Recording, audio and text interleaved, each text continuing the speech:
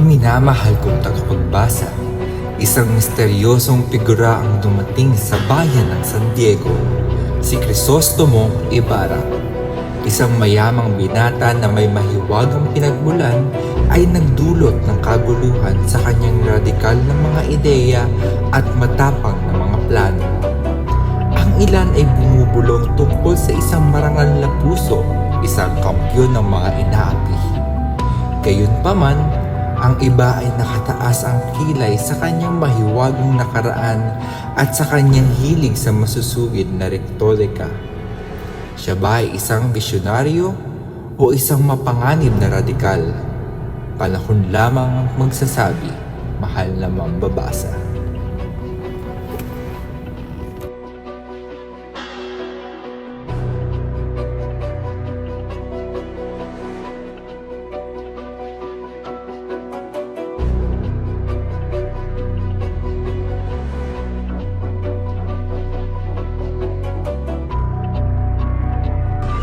Narito ako ngayon bumalik sa lupang sinilangan, sa bayang iniwan ko na may lungkot at pangarap.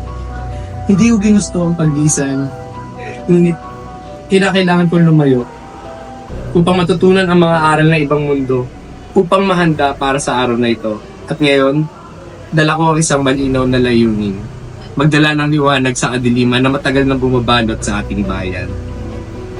Nais kong makita ang pagbabago, isang lipunan kung saan walang lugar ang pang-aapi, kasinungalingan at kawalang hustisya. Ang bawat Pilipino ay karapat-dapat sa isang inabukasang puno ng pag-aasa, at iyon ang nais kong simulan. Ang layunin ko ay magtayo ng paaralan, isang tahanan ng kaalaman at karunungan na magpapalaya sa ating isipan at magpapanday ng mas maliwanag na bukas. Naniniwala ako na ang edukasyon ang pinakamakapangyarihang sandata ng tao. Sa edukasyon nagmumula ang kalayaan, at sa kalayaan ang pagkakapantay-pantay na matagal na nating inaasam. Ngunit sa pagbabalik ko, nasaksihan ko ang mas malalim na sugat. Ang sugat na iniwan ng kasakiman, pang-aabuso at takot na tila naging normal na bahagi ng ating lipunan. Nakakalungkot isipin, ngunit hindi ito dahilan para matras, bagkus. Ito nagbibigay sa akin ng tapang.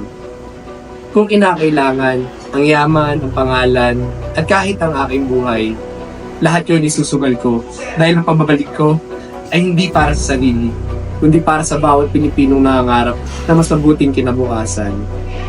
Para sa bayang ito, handa akong harapin ang anumang hamon, sapagkat naniniwala ko ang tunay na pagbabago ay nagsisimula sa atin, dito mismo sa ating bayan.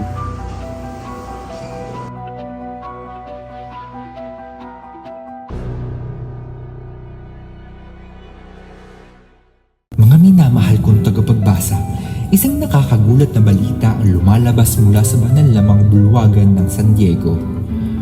Ang magandang si Maria Clara na madalas purihin bilang sagisag ng kabutihan ay nakitang nagpapalitan ng lihim ng mga tingin sa misteryosong si Crisostomo Ibarra. Ang mga bulong ay kumakalat tungkol sa mga lihim na pagkikita at tinakaw ng mga sandali nakatago sa ilalim ng pagkukunwari ng banal na debosyon. Habang ang dalaga ay nagpapanatili ng isang maskarang kawalang sala, ang ilan ay naghihinala na may isang mapusok na pagnanasa na kumukulo sa ilalim ng kanyang maamong panlabas na anyo. Ito ba ay isang pag-iibigan na tatagal na panahon o isang pansamantalang paghumaling lamang? Gayunpaman, sa ilalim ng kanyang kalumanayan at mapungay na kaanyuan, isang bagyo ng magkakasulungat na emosyon ang nagngangalit at pumipiga sa kanyang kalooban. Napupunit sa pagitan ng mga inaasahan ng lipunan at ng kanyang sariling mga pagnanasa. Si Maria Clara ay nananatiling nakakulong sa hawla ng kailangan niyang patunayan sa bayan, sa pamilya at sa sarili. At ang kanyang puso ay nangungulila para sa kalayaan, ngunit ang kanyang isip ay nakatali sa kadena ng tradisyon. Makakatakas ba siya mula sa tanikala ng pagsunod o susuko ba siya sa mga panggigipit ng lipunan?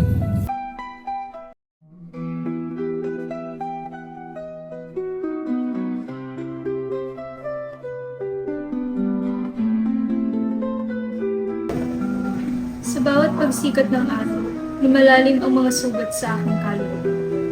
Ang bawat ngiti ay isang maskara. Tinatago ang aking tunay na damdamin. Sa pagitan ng pagsunod sa utos ng simbahan at ang pagsunod sa aking puso, hindi ko alam kung saan ako tatayo. Hindi ko rin maintindihan ng mga bulong-bulungan tungkol sa aking tunay na pinagmulan. Mga bagay na hindi ko alam kung totoo o hindi. Ang lahat ng mga ito ay nagdaragdag sa aking pagkalito at sa aking paghihiyan. Ang takot sa kahihiyan at pagkatalsik sa lipunan ay nagbubunga ng isang malaking bangungot sa aking kalooban. Ngunit ang pag-ibig ko kay Ibarra ay isang apoy na hindi ko kayang patigilin. Minahal ko si Ibarra ng buong puso. Siya ang pangarap ko, ang bukas na inaasam ko. Sa bawat sandaling kasama si Ibarra, nakakalimutan ko ang mga limitasyon sa mundo. Ngunit sa paglipas ng mga oras, naaalala ko ang realidad ng aking kaligayahan. Isang bilanggo sa hawlang ito. Bakit kailangan paglaruan ng tadhana ang aming pagmamahal? Bakit kailangan pilitin akong pumili sa pagitan ng pag-ibig at tungkulin? Kung ako ay isang lalaki, kaya ko kayang ipaglaban ng aking pag-ibig ng walang takot at hadlang? Ano nga ba ang kasalanan ko upang maranasan ang ganitong klase ng hirap? Isang babaeng tila walang sariling kapalaran. Isang laruan sa kamay ng mga makapangyarihan. Ang puso ko'y umiiyak, ngunit ang boses ko ay walang lakas na magpahayag. Ang puso ko'y hinahati sa takot at pag-ibig, sa awa at galit. Ginagawa ko ang lahat upang sundin ang kagustuhan ng iba. Ngunit kailan naman ako tatanungin kung ano ang nais ko? Iginuhit ang aking kapalaran sa kamay ng iba, at di hamak na wala akong magagawa upang baguhin. Ayoko nang maging bihag ng mundong ito. Ngunit paano? Ang aking mga panalangin ay tila nawawala sa hangin. Pakiramdam ko ay nag-iisa ako. Walang sino man ang tunay na nakakaunawa sa akin. Ang aking mga lihim ay nakakulong sa aking puso. Isang mabigat na pasanin na aking dinadala. Kailan kaya maririnig ang hinaing ng isang babaeng katulad ko? Na ang tanging kasalanan ay magmahal ng totoo. Sa pagdaan ng panahon, lumalalim ang aking pagnanais para sa kalayaan. Ngunit ang bawat hakbang tungo rito ay puno ng panganib. Ang bawat desisyon ay maaaring humubog o sumira sa aking kinabukasan. Saan kaya ako hahantong? Sa liwanag ng pag-asa o sa dilim ng kawalan? Magandang araw mga ginigiliw ko mambabasa. Sa masiglang kalsada ng Binondo, isang bagong kwento ang umuusbong. Ang kwento ng isang lalaking kilalang kilala sa lipunan, si Kapitan Tiago. Siya ang hari ng Marangyang Handaan, ang kaibigan ng mga Espanyol at mga Pilipino, at ang sinasabing tagumpay ng kanyang henerasyon. Ngunit sa likod ng kinang ng kanyang yaman ay tila nagkukubli ang isang mas madilim na katotohanan. May balita na ang kanyang kayamanan ay hindi nagmula sa sipag at tiyaga, kundi sa mga kaduda-dudang kasunduan at pakikipagsabuatan sa makapangyarihan. Ang kanyang relihiyosong imahe na tila perpekto sa mata ng marami ay pinaghihinalaang paraan lamang upang makuha ang pabor ng simbahan. At habang ang kanyang tahanan ay nagliliwanag sa karangyaan, ang kawalan ng kanyang anak na si Maria Clara ay nagbibigay ng lungkot na hindi kayang punan ng anumang ginto. Ito ba ang kapalit ng kanyang kasakiman at ambisyon? Sa ngayon, si Kapitan Tiago ay nananatiling bida sa mata ng mga sosyal na taga-Maynila. Ngunit kung may natutunan tayo sa kasaysayan, ito ay ang katotohanan ang kahit pinakamakapangyarihan ay maaaring bumagsak. Hanggang kailan kaya tatagal ang kanyang kaharian?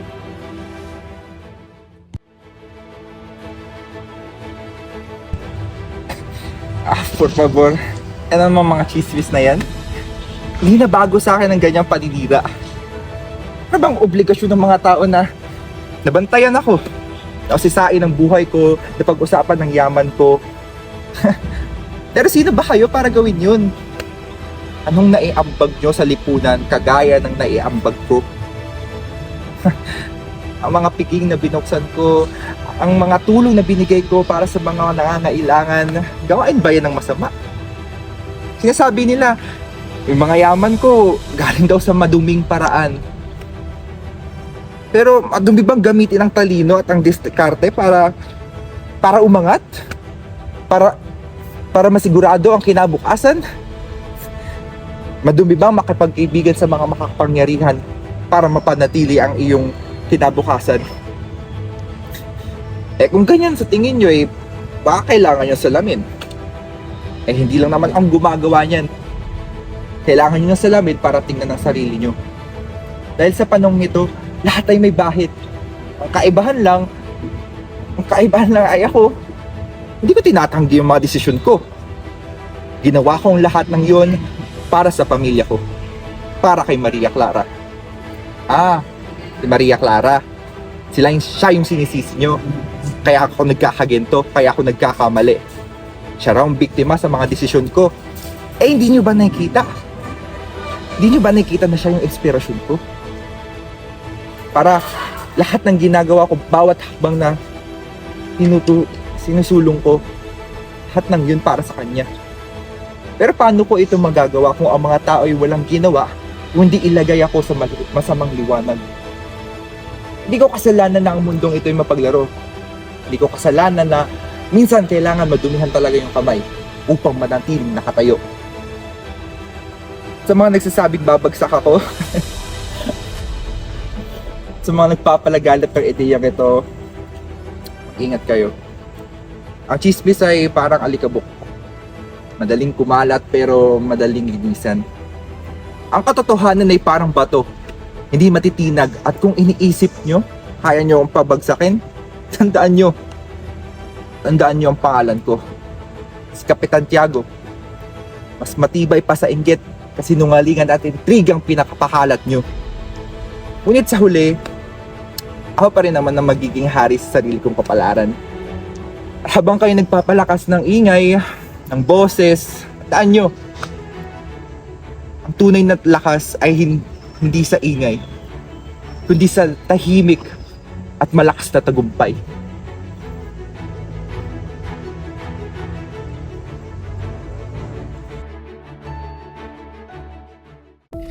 Mga minamahal kong tagapagbasa, atin namang tunghayan ng kwento ni Padre Damaso. Si Padre Damaso ay isang maimpluwensyang pari na kilala sa kanyang matinding paghahari-harian at pagiging mapagmataas. Siya ang simbolo ng kapangyarihang taglay ng simbahan ng bayan ng San Diego. At sa bawat galaw niya, mahigpit niyang hinahawakan ang buhay ng mga tao sa kanyang parokya. Sa kanyang mga sermon at utos, walang puwang ang pagtutol. Madalas niyang gamitin ang kanyang posisyon upang ipataw ang kanyang kagustuhan, at sa bawat hakbang na kanyang ginagawa, tila ba nagbabadya ng babala ang kanyang presensya. Para sa kanya, ang pagiging pari ay hindi lamang tungkulin, kundi isang paraan upang ipakita ang kanyang kontrol sa lipunan. Ngunit sa likod ng kanyang maangas na anyo at mahigpit na paninindigan, sino nga ba ang tunay na Padre Damaso? Sa kabila ng kanyang matitigas na salita, naroroon ang isang sugatang puso, nagtatago ng lihim na pighati at pangamba. Lahat ng kanyang galit ay tila may pinag-uugatan. Ang takot na mawalan ng kapangyarihan, ang takot na hindi mapakinggan, at ang takot na makalimutan. Maraming beses ang kanyang galit ay nagsisilbing baluti upang itago ang mga sugat ng nakaraan na hindi pa naghihilom. Si Maria Clara ang naging simbolo ng kanyang natitirang kabutihan. Sa lahat ng kanyang ginagawang pagpapahirap sa iba, si Maria Clara lamang ang nagpakita ng kakayahan niyang magmahal. Kahit isang anyo ng pagmamalasakit na marahil ay hindi perpekto. Para sa kanya, si Maria Clara ay hindi lamang isang dalagang marupok, kundi isang anak na minamahal niya ng talihim. Isang koneksyon sa mundong hindi niya kayang bitawan. Sa kanyang malasakit sa dalaga, lumilitaw ang kanyang kahinaan. Sa kabila ng kanyang pagiging malupit at madalas na pagmamalaki, ang pagkawala ni Maria Clara ang kanyang kinakatakutan. Ito ang bumabalot sa kanya ng sakit at takot, nag-aalab sa kanyang puso sa kabila ng matigas niyang panlabas. Siya ba ay talagang masama? O isa lamang taong nagkukubli ng kanyang tunay na damdamin sa likod ng kapangyarihan? Sa lahat ng ginawa ko, ito bang ganti ng langit? Ako, si Padre Damaso, Matagal nang naglilingkod sa bayan ng San Diego. Ilang taon kong inalay ang buhay ko para sa mga taong hindi marunong magpasalamat. Para saan?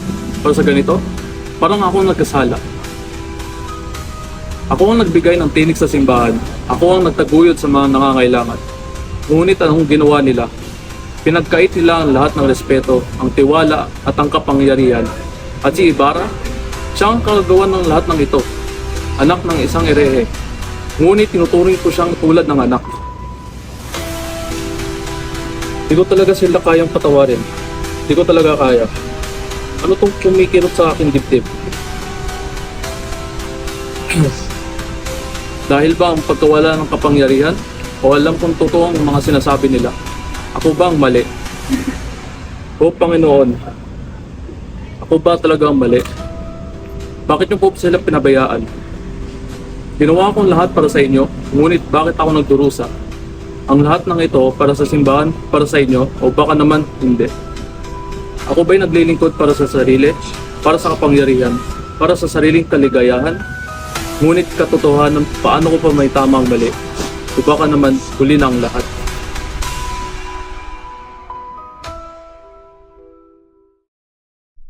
Mga minamahal kong tagapagbasa, sino bang hindi naaantig sa tahimik ngunit mapanlikhang presensya ni Elias? Balitang-balita sa bayan ang misteryosong binata na tila isang aninong laging handang magligtas sa gitna ng panganib. Ngunit tanong ng lahat, sino ba talaga siya? Isang tapat na tagapaglingkod ng bayan o isang rebeldeng may tinatagong layunin? Napapansin din ang kanyang madalas na pakikipag-usap kay Crisostomo Ibarra. Isang alyansa kaya ito o isang ugnayang may lihim ng motibo? Ang kanyang tapang ay walang kapantay, ngunit ang kwento ng kanyang nakaraan ay tila binabalot ng kadiliman. Ang kanyang misteryosong buhay ay tila isang nobelang puno ng aksyon at intriga. At ang kanyang lihim na pagtulong sa mga nangangailangan ay nag-iiwan ng marka sa puso ng mga tao. Ngunit ang tanong na hindi maalis sa ating isipan, ang mga pagtulong bang ito ay bunga ng isang malinis na puso o mas may malalim na layunin na konektado sa napipintong revolusyon? Paano kaya nagkaroon ng ganitong tapang ang binatang ito?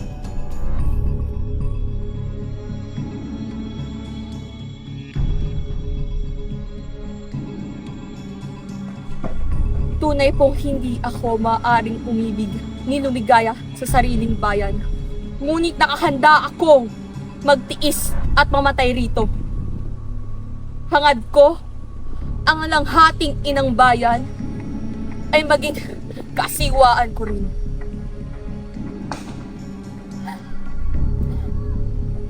Itay, inay, ate, patawarin mo ako. Hindi ko kayo mabibigyan ng hustisya sapagkat ang binatang iyon ay ang sagot sa mga pangarap ko para sa inang bayan.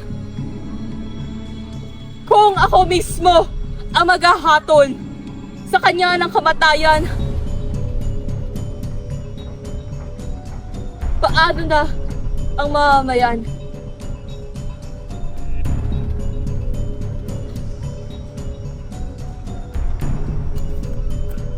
Mamamatay akong hindi man lamang nasisilayan ang mukhang liwayway sa aking bayan.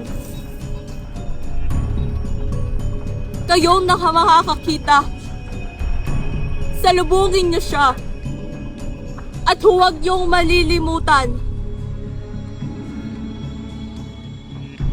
ang mga nabuwal sa dilim ng gabi.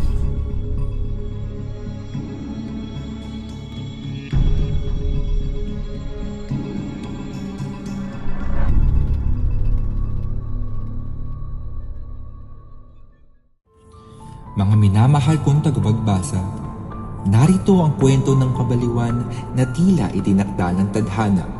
Si Sisa, isang inang nag-uumapaw ang pagmamahal, ay sinisisi ng lipunan para sa trahedya ng kanyang mga anak. Ngunit narito ang tanong, sino nga ba ang tunay na baliw? Ang lipunang umalipusta sa kanya o si Sisa na nagpatangay sa paghanap ng mga anak na siyang liwanag ng kanyang buhay? Sinaktan ba naman ng asawa, pinagsamantalahan ng sistema at pinagtawanan ng mapanghusgang lipunan? Ngunit sa likod ng kanyang luha, siya ba ang may sala sa pagdurusa ng kanyang mga anak o talagang ganun kalupit ang mundo para sa katulad niya? Magpatuloy tayo sa kanyang kwento kung saan ang baliw ay hindi palaging nangangahulugang mahina, sapagkat kadalasan ito ay sigaw ng isang pusong tinurog ng hindi makatarungan na kapalaran. Ano sa tingin mo, Sisa? Sino nga ba ang tunay na baliw? Ikaw o ang ligaw na mundong ginagalawan mo? Sa tabi ng ilog, lumulutang ang alaala. Sa tabi ng ilog, sabay tayong naglalaro. Tara! Tara! Habulan tayo! Magbibigay ako ha! Mga anak! Habulan tayo! Tagu-taguan? Gusto niyo ba yun? 1, 2, 3! Mga anak! Mga anak! Asan na kayo? Andito na ako! Hinahanap na kayo ni Mama! Anak! Lumabas na kayo dyan, mga anak! Diyos ko! Diyos ko, kauuhan niyo po ako! Nasaan kang Diyos ka? Kung Diyos ka, bakit mo pinabayaan ang mga anak ko? Bakit mo hinayaan na mawalay sila sa akin? Ibalik niyo sa akin ang mga anak ko! Si Crispin! Si Basilio! Aray! Pedro, ano ba?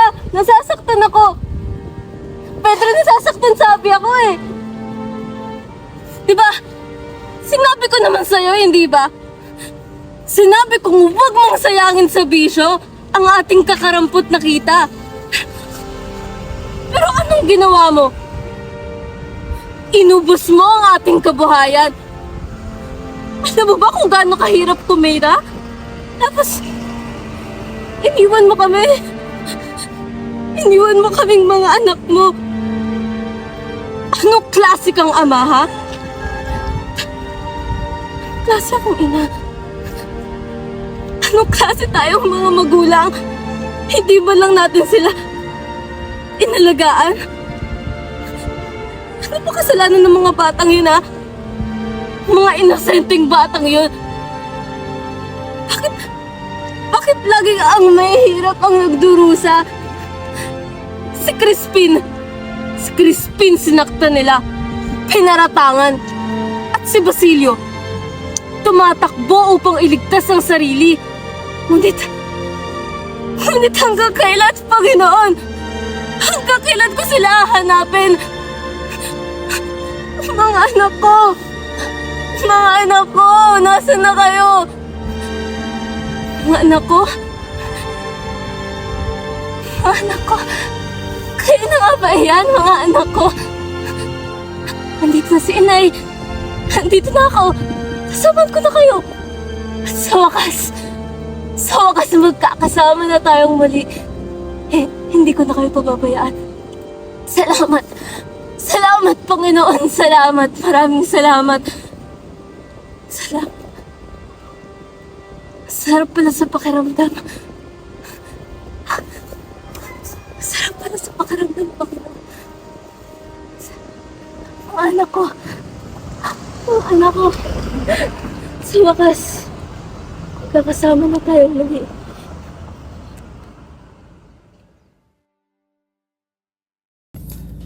Pagbati sa aking mga minamahal na tagapagbasa. Sa likod ng kanyang makinang na damit, mamahaling alahas at mala-Espanyol na kilos ay naroon ang isang pusong uhaw sa prestihiyo. Tila ba siya'y ipinanganak upang gawing makulay ang mundo sa kanyang presensya. Ngunit huwag kayong papadala sa kanyang esplendor. Espanya ang kanyang huwaran, bagamat di minsan ay hindi pa niya nararating ang bansang ito. Gayunpaman, ito ang kanyang inspirasyon at ang kanyang dahilan upang talikuran ang sariling pagkakakilanlan bilang isang Pilipina. Huwag na rin natin kalimutan ang kanyang adorado esposo, si Don Tiburcio, isang doktor na hindi naman marunong manggamot na tila isang piyesa lamang ang kanyang eksena. Ang kanilang tahanan mga kaibigan ay hindi bastang tirahan. Ito'y isang entablado kung saan ang bawat eksena ay isinulat at dinirekta ng ating bida. Ang kanyang bawat galaw at salita ay naglalaman ng intensyon, magpanggap bilang isang tunay na Espanyol, kahit ang kanyang kaluluwa ay puno ng hibla ng pagiging Pilipino. Sa bawat hakbang na taas na noo ay naroon ang takot na mabunyag ang katotohanan. Ang kanyang pagkatao ay isang kathang isip lamang.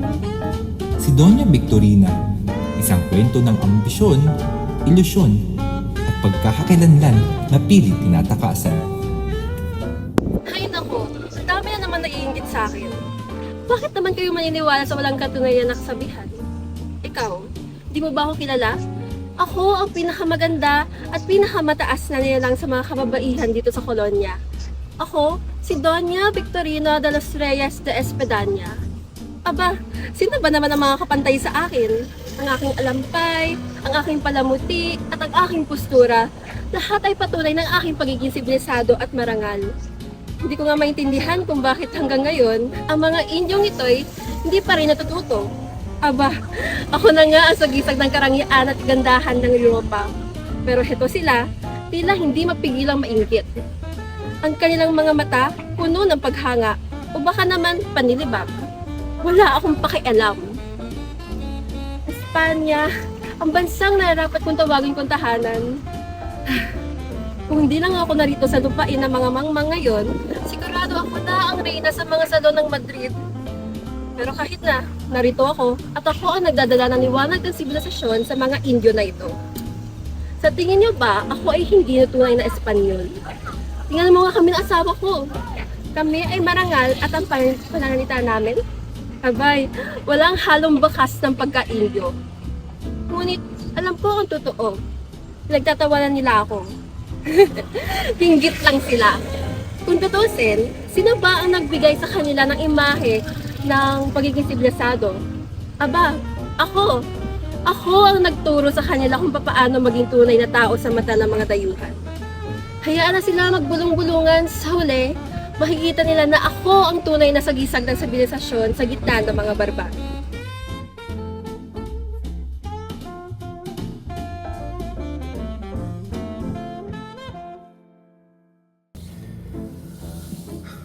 Mga minamahal kong tagapagbasa, sa munting bayan ng San Diego, may nilalang na kilala bilang isang pilosopotasyo. Isang tao ng karunungan, ngunit sa mata ng marami ay isa ring tao ng kabaliwan. Sa tuwing siya'y dumadaan, may mga bulong at tawanan. Ngunit hindi ba't ang madalas tawaging baliw ay siyang hindi nauunawaan ng karamihan? Sino nga ba siya? Ano ang nasa likod ng kanyang matalas na pag-iisip at tila malalim na pananahimik? Marahil ay iniisip niyo kung bakit siya kakaiba. Bakit sa halip na makisali sa mga lantad na pagkilos, pinili niyang maging isang tagapagmasid? Hindi ba siya naaantig sa paghihirap ng kanyang mga kababayan? O baka naman meron siyang ibang paraan sa paglaban? Isang paraan na hindi agad nakikita ng mga mata, kundi nararamdaman ng mga salitang kanyang binibigkas at mga ideyang kanyang ipinapasa.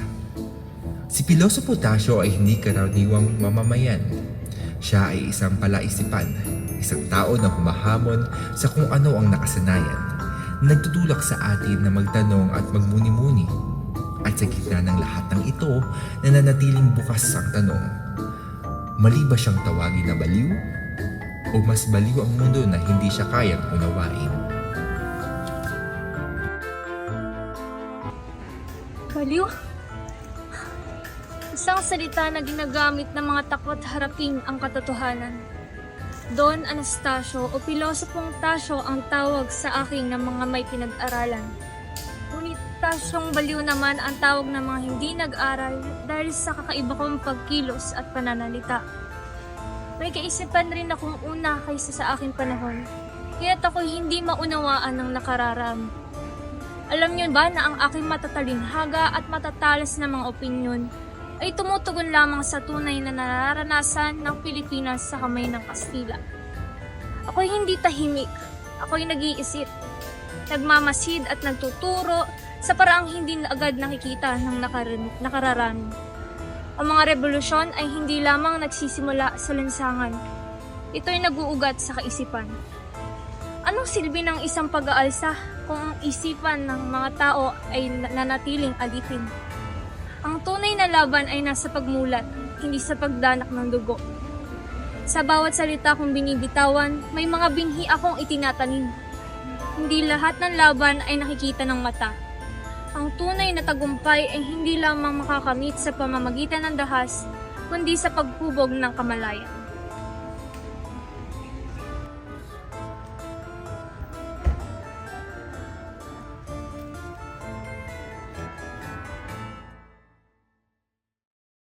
Sa aking mga minamahal na tagapagbasa, sino ang mag-aakalang ang tila banal na si Padre Salvi ay magtatago sa napakaraming kasamaan?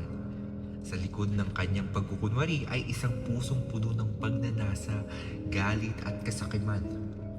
Una sa lahat ang kanyang pagnanasa kay Maria Clara, isang dalaga na dapat tinitingala, ngunit sa halip ginusto niya ang kinin para sa sariling kasiyahan. At ang inggit ng galit kay Ibarra ay naging mitsa ng marami pang kaguluhan. Hindi rin manilimutan ang kanyang pag-aabuso kay Crispin, isang inosenteng sakristan na pinagbintangan at pinarusahan na nagdulot sa pagkasira ng isip ng kanyang ina.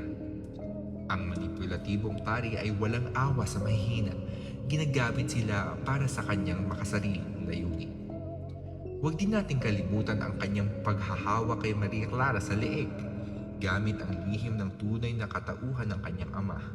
Pinilit niya itong pumili sa pagitan ng kaligtasan ng kanyang mahal na ama o ng kanyang pag-ibig kay Ibarra. Sa pamamagitan ng pananakot at pag-ilinlang, sinira niya ang kinabukasan ng dalaga.